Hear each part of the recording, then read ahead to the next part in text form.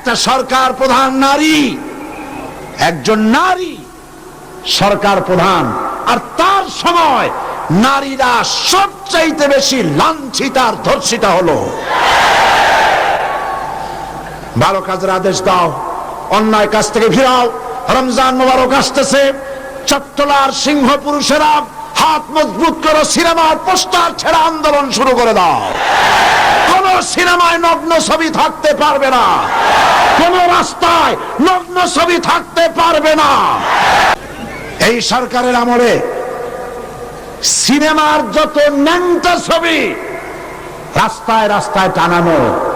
আমি জিজ্ঞেস করতে চাই, এত নোংরা ছবি বাংলার ইতিহাসে কোনদিন টানানো হয়েছে কিনা? একজন সরকার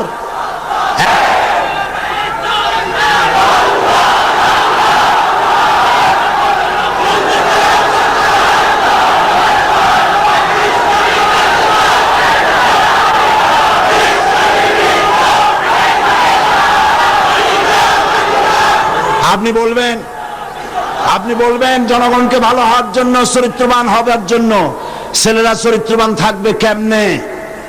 রাত 2টোর পরে ডিশ অ্যান্টেনার মাধ্যমে নীল ছবি প্রদর্শিত হয় ডিশ অ্যান্টেনা দিয়ে।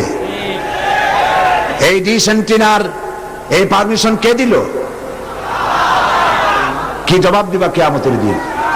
এত ধর্ষণ বাড়তেছে খামোখা, কুলঙ্গ ছবি রাস্তায় টানানো, আর রাতের বেলায় নীল ছবি প্রদর্শিত হচ্ছে ডিশ অ্যান্টেনার মাধ্যমে। যুবক যুবতীরা দেখতেছে, চুরি হচ্ছে, ডাকাতি হচ্ছে, খুন হচ্ছে। বাংলাদেশ হাবিয়া দোজখে পরিণত হয়ে গেছে। আমি মুসলমানদের যেই দলের হন, যত মানুষ এখানে এসেছেন, সকলের বিবেকের কাছে দাবি করি, সকলের বিবেকের কাছে আপিল করি। টেলিভিশনে একটা অনুষ্ঠান দেখায় না, জাতির বিবেকের কাছে প্রশ্ন।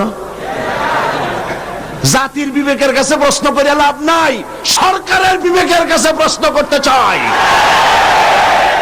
এই ডিশ অ্যান্টেনা বন্ধ করো, সিনেমার নোংরামি বন্ধ করো, নইলে তোমাকে ক্ষমতা থেকে দড়ি বেঁধে টেনে বঙ্গোপসাগরে নিক্ষেপ করা হবে।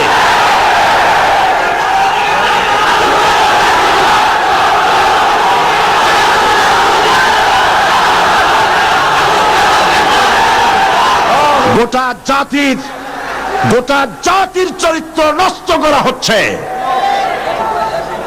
আপনারা যদি ঘুমায় থাকেন, জাতিকে বলছি, যেই দল করেন, আপনি যদি ঘুমায় থাকেন, আপনার ঘরের ভিতরে আপনার সন্তান ধর্ষক হবে, আপনার মেয়ে নষ্ট হবে, ভ্রষ্ট হবে। গোটা জাতি ইউরোপ আমেরিকার চাইতে নোংরামি, নষ্টামি, ভ্রষ্টতার ভিতরে ডুবে যাবে গোটা দেশ। এখনো সময় এসেছে, রুখে দাঁড়াও, রুখে দাঁড়াও। ঈমান বাঁচাবার লক্ষ্যে, দেশ বাঁচাবার লক্ষ্যে। ও আমার জাতি, ফিরে এসো, ঈমানের বলে বলিয়ান হও। ইন্না কায়দা শায়তানি কানা দাঈফা। শয়তানের চক্রান্ত আসলেই দুর্বল। বাড়িওয়ালার শক্তি বেশি না চোরের শক্তি বেশি? আপনারা বাড়িওয়ালা। অন্যায় কাজের প্রতিরোধ, ভালো কাজের আদেশ, এই কাজটা রাসূলুল্লাহ করেছিলেন। আপনারা দেখেন, আমাদের দেশে মসজিদেও লোক ভরা, সিনেমা হলে কি মানুষের খুব দুঃখ নাকি? বরং সামনে লেখা থাকে হাউসফুল, লোক ভর্তি। মাহফিলেও লোক ভর্তি, গান বাজনাও লোক ভর্তি। আমি এই দৃষ্টান্তটা এইভাবে দেই যে একটা খাল উত্তর দক্ষিণে প্রবাহিত, ওই খালে অনেক মাছ আছে।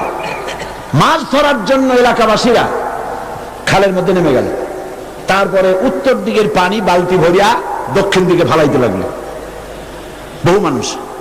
এইভাবে পানি ফলাইতে ফলাইতে সন্ধ্যা হয়ে গেছে। মাছ ধরার জন্য পিছনে তাকাইছে, তাকায় দেখে সামনেও যত পানি, পিছনেও তত পানি। মেহনত বরবাদ, গুনাহ লাজিম। এখন এই অবস্থা হলো কেন বলেন তো বুদ্ধি করিয়া?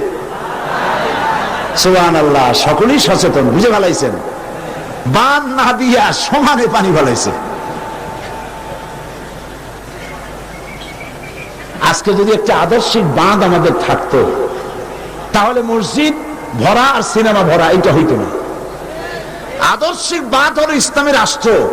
ইসলামী রাষ্ট্র যদি হতো, তাহলে সিনেমার ছেলেরা, সিনেমা যারা দেখে, ওরা ভালো হয়ে হয়ে মসজিদে ঢুকতো, আর মসজিদের মানুষ কোন রকম সিনেমায় যেত না। যত খারাপ ভালো হতো, যত খারাপ তত ভালো হতো। হতে হতে উত্তর দিকে তাকায় দেখা যেত খারাপ একটাও নাই, সব ভালো হয়ে গেছে।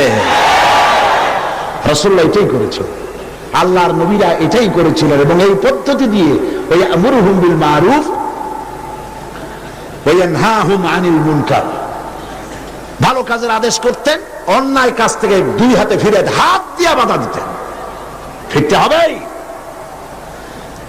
আজকে এই কাজটি করার পর রাসূল করিম সাল্লাল্লাহু আলাইহি ওয়াসাল্লাম তার যুগে 10 বছর এটার উপরে শাসন করলেন। আল্লাহ পাক বলেছেন, এই কাজটা করলেই তোমরা মুক্তি পাবে, কল্যাণ পাবে।